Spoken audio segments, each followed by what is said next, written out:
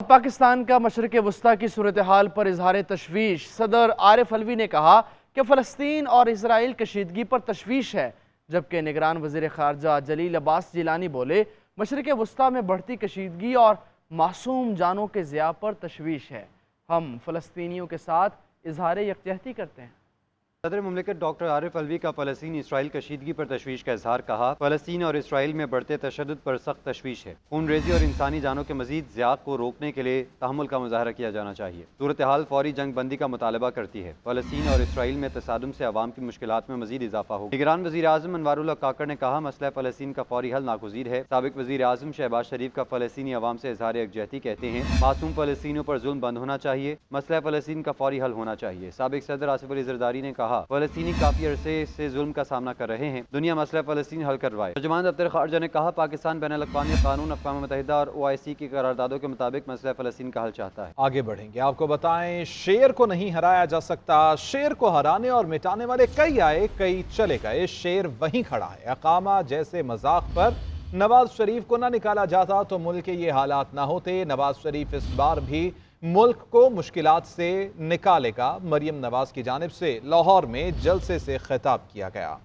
انہوں نے مزید کہا کہ جو ہمارا مذاق اڑاتے تھے آج ہم ان پر برا وقت ہے، لیکن ہم ان کا مذاق نہیں اڑائیں گے، ہم دلوں کو جوڑیں گے۔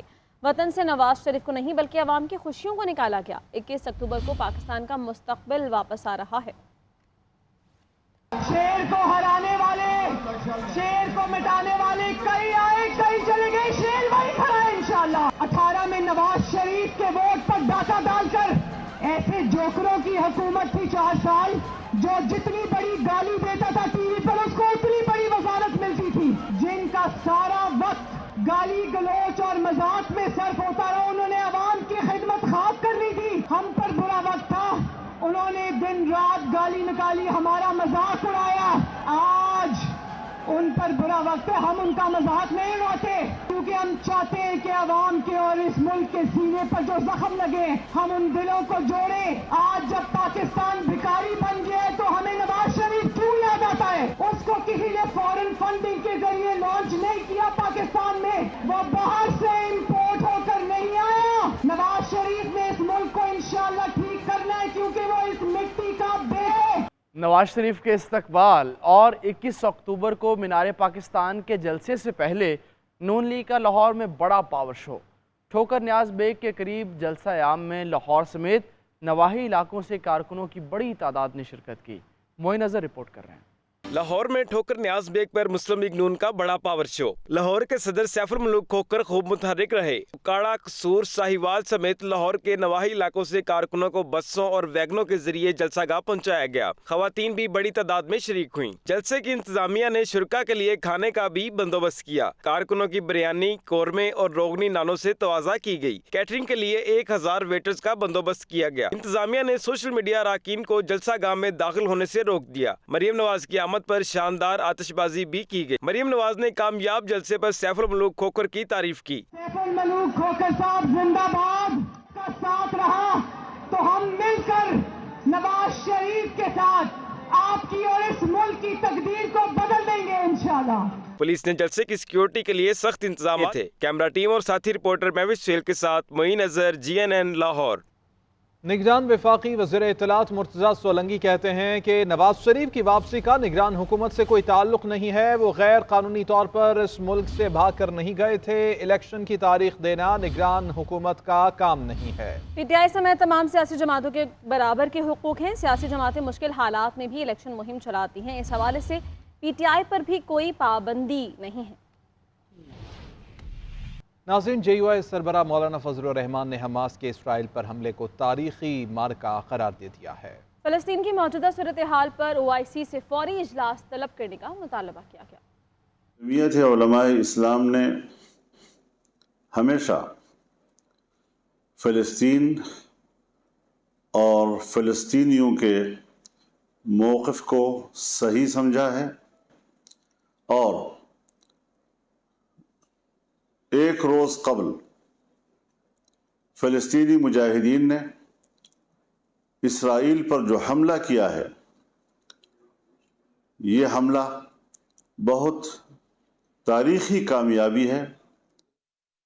ناظرین، مہنگائی، بجلی اور پیٹرول کی قیمتوں میں ہوشربا اضافے کے خلاف جماعت اسلامی کراچی کے شہریوں کی آواز بن گئی ہے۔ حافظ نعیم الرحمان کی قیادت میں گورنر ہاؤس سندھ کے سامنے احتجاجی دھرنا دیا گیا۔ رانا خالد محمود رپورٹ کریں گے۔ جماعت اسلامی کراچی کا پیٹرول، بجلی کی قیمتوں اور مہنگائی کے خلاف گورنر ہاؤس سندھ کے سامنے احتجاجی دھرنا جاری۔ امیر جماعت اسلامی حافظ نعیم الرحمان کی قیادت میں سینکڑوں کارکنوں نے ہوشربا مہنگائی کے خلاف پاسپورٹ آفس سے براستہ مسجد خضرا گورنر ہاؤس پیدل مارچ کیا اور دھرنا دے کر بیٹھ گئے۔ شرکاء نے گورنر ہاؤس کے سامنے مغرب کی نماز بھی ادا کی۔ امیر جماعت اسلامی کراچی حافظ نعیم الرحمان نے اپنے خطاب میں اسرائیلی جارحیت کے خلاف اٹھنے والے فلسطینیوں کو بھی خراج تحسین پیش کیا اور کہا کہ قبلہ اول کے محافظوں نے اسرائیل میں گھس کر عظیم مزاحمت کی، جس پر انہیں سلام پیش کرتے ہیں۔ ہمارے فلسطین کے مجاہدوں نے، قبلہ اول کے محافظوں نے اسرائیل جسے دنیا کی تمام بڑی طاقتوں کی پشت پناہی حاصل ہے، اسرائیل میں گھس کر جو عظیم مزاحمت کاری کی ہے، اسلامی جہاد کا پرچم سر بلند کیا ہے،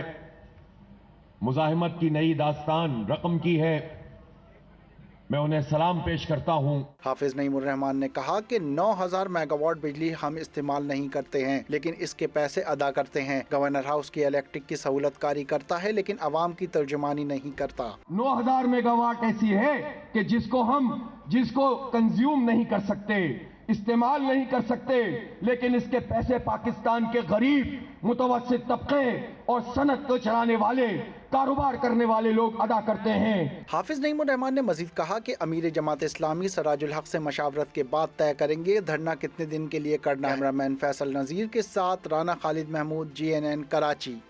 اور MQM پاکستان کے کنوینر خالد مقبول صدیقی کہتے ہیں لوگوں کو جھوٹے پروپیگنڈے کے تحت MQM سے دور کرنے کی کوشش کی گئی۔ جاگیردارانہ نظام جب تک ختم نہیں ہوگا پاکستان اپنا مقصد پورا نہیں کرے گا۔ غیر قانونی ہائیڈرنگ کے خلاف رینجرز مہم کے ساتھ ہیں۔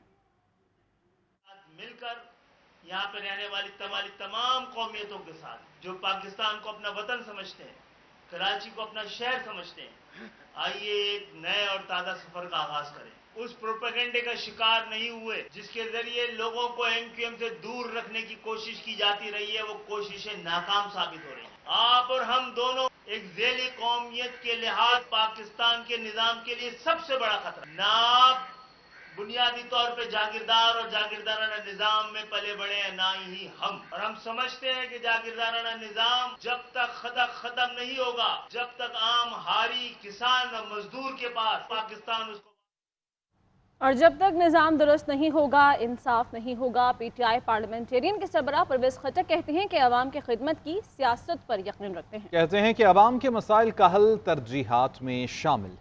پارٹیاں خالی سیاست کے لیے نہیں ہوتی، ہم نے اپنے دین کی بھی خدمت کرنی ہے اور دنیا کی بھی خدمت کرنی ہے۔ دین کے لیے جو خدمت میرے سے ہو سکتی ہے، جو میرے بس میں ہے، جو ہمارے اختیار میں ہے، میں ضرور کروں گا۔ علماء کے لیے وظیفہ مقرر کیا، نظام کو ٹھیک کرنا ہے۔ جب تک ہمارا نظام ٹھیک نہیں ہوگا، جب تک لوگوں کو انصاف نہیں ملے گا، عدالت میں انصاف نہیں ملے گا، اسکول میں، اسپتال میں ان کو آسانی مل جائے گی تو ضروری بات ہے لوگ خوشحال ہیں۔ پہلے بھی کبھی آپ کو براہ راست لیے چلیں گے امیر جماعت اسلامی سراج الحق اس وقت دھرنے کے شرکاء سے خطاب کر رہے ہیں۔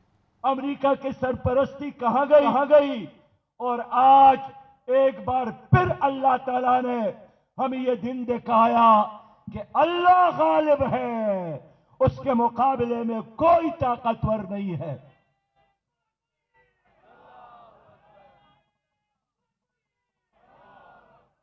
اس لیے میں تو سمجھ رہا تھا کہ عالمی اسلام جو اس وقت 58 ممالک پر مشتمل ہے، عالمی اسلام جس کے ساتھ 74 لاکھ سے زیادہ افواج ہے، عالمی اسلام جس کے سمندروں پر حکمرانی ہے۔